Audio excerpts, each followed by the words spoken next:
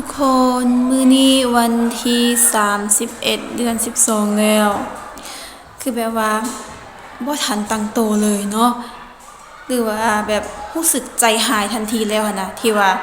อยู่ไปอยู่มาบ่ทันเท่าใดก็จะหมดปีกันแล้วเนาะก็คือจะหมดปี2025แล้วคือแบบว่าใจหายเลย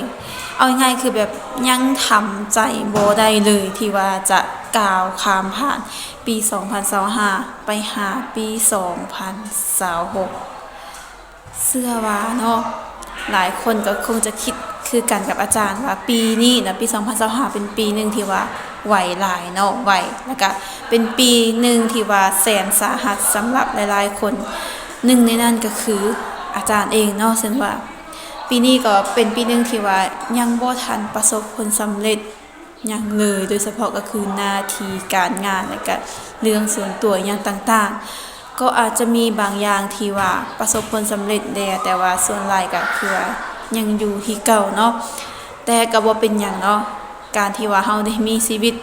ได้อยู่รอดจนฮอดมื้อนี้ก็ถือว่าเก่งพอสมควรสำหรับผู้ใดที่ว่ายังมีความโศกเศร้าความ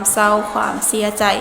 ความเจ็บปวดหรือว่าอีหยังต่างๆที่ว่ามันบ่ดีนะก็ขอให้หมดไปในมื้อนี้หมดไปในปี2025นี้ซะเนาะให้มันถิ่มไปให้หมดถิ่มเอาไว้ความเจ็บปวดถิ่มไว้ในข้างหลังแล้วสำหรับนักเรียนของอาจารย์เนาะปีหน้าเนาะก็จะเป็นปีใหม่แล้วก็คือมื้ออื่นจะเป็นมื้อใหม่แล้วก็มื้อนี้เป็นมื้อสุดท้ายแล้วก็อันใดที่ว่ามันบ่ดีหั่นน่ะผู้ใดที่ว่าบ่ได้ตั้งใจเรียนละเลยต่อการเรียนก็ขอให้ถิ่มไว้ในปี2025นี้เนาะเพราะว่าปีหน้าทุกคนจะต้องให้ดีขึ้นกว่าเก่าเนาะน้องๆนักเรียนเนาะก็คือต้องตั้งใจเรียนกว่าเก่าเรียนให้เก่งกว่าเก่าเป็นคนดีกว่าเก่าเนาะซึ่งปีหนึ่งผ่านไปแน่นอนแล้วสิ่งที่จะเพิ่มขึ้นก็คือทุกคนจะต้องเพิ่มขึ้นก็คืออายุนั่นเองเนาะแต่อย่าลืมต้องให้ความรู้ของเฮาเพิ่มขึ้นความเป็นผู้ใหญ่ก็ให้เฮาเพิ่มขึ้นความรอบคอบก็ต้องให้เพิ่มขึ้นและความรับผิดชอบก็ต้องเพิ่มขึ้นนั่นเองเนาะเชื่อว่าหลายคนเนาะในมื้อนี้ก็อาจจะกำลังเกี่ยมที่จะเฉลิมฉลองเข้าดาวส่งท้ายปีเก่าต้อนรับปีใหม่ในมื้อนี้เนาะ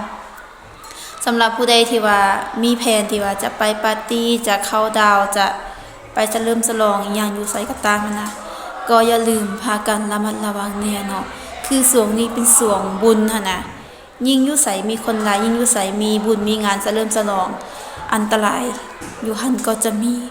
เนาะโดยเฉพาะก็คือเห็นเนาะอยู่ในนครหลวงเวียงจันทน์ก็คืออยู่ในประตูไสเนาะเห็นเขาเจ้าได้มีการจัดกะเกียมงานอลังการในการเฉลิมฉลองส่งท้ายปีเก่าต้อนรับปีใหม่เชื่อว่าหลายๆคนที่ว่าอยู่ในนครหลวงเวียงจันทน์จะต้องได้ไปในสถานที่แห่งนั้น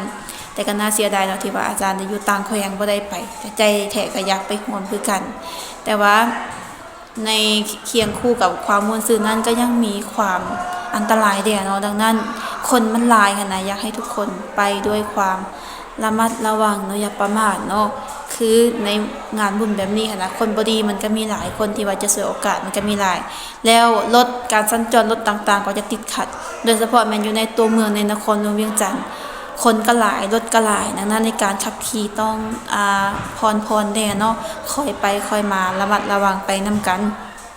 แล้วสำหรับผู้ใดที่ว่าอยู่ต่างแขวงเนาะที่มีแผนอาจจะไปเข้าดาวอาจจะไปกางเต้นบ่หรือว่ามีแผนจะเริ่มฉลองอยู่ไสก็อย่าหั่นน่ะอยู่เฮือนไผก็อย่าก็ให้ขับขี่ระมัดระวังแม่นอยู่บ้านนอกเนาะรถน้อยคนน้อยแต่ว่ามันบ่มีไฟแดงเนาะดังนั้นส่วนหลายแม่อาจารย์จะเห็นคนมันจะขับรถไวดังนั้นมาในมื้อนี้เนาะปีนี้หั่นน่ะปีหน้าก็อย่าเนาะให้ค่อยๆขับขี่บ่ได้เพื่อภัยดอกเพื่อความปลอดภัยของผู้ขับขี่นั่นเองเนาะแล้ววันนี้สำหรับผู้ใดที่บ่มีแผนที่ว่าจะไปเข้าดาวจะไปปาร์ตี้หยัง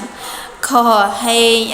ก็สามารถไปสวดมนต์ข้ามปีอยู่ในวัดวาต่างๆได้นะเพราะว่าก็มีหลายๆวัดอยู่ที่ว่าเขาเจ้าได้มีการเตรียมพิธีในการ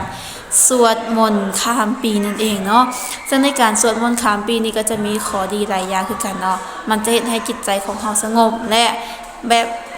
ตอนรับปีใหม่ด้วยความสดชื่นนะเพราะว่าเราบ่ได้กินเหล้าบ่ได้ดื่มเหล้าดื่มเบียร์นะเฮ็ดให้ร่างกายของเราปลอดโปร่งแล้วก็ต ต้อนรับปีใหม่ได้ด้วยความสดชื่น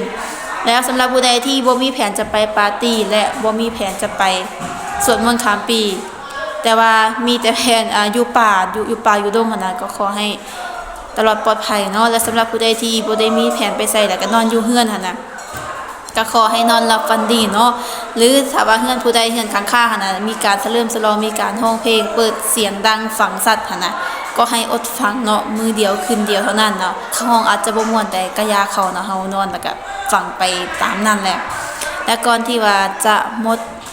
ปีเก่าต้อนรับปีใหม่เนาะก็ขอให้ทุกคนเนาะขออวยพรให้ทุกคนนับทั้งนักเรียนครูอาจารย์และทุกคนที่ว่าติดตามเพจของอาจารย์เนาะจงมีสุขภาพแข็งแรงเข้มแข็งปรารถนาสิ่งใดขอให้ได้สิ่งนั้นเงินทองไหลมาเทมาประสบผลสำเร็จในหน้าที่การงานและเรื่องส่วนตัวและก็ขอให้ปี 2026 นี้เป็นปีที่ดีสำหรับทุกคนเด้อ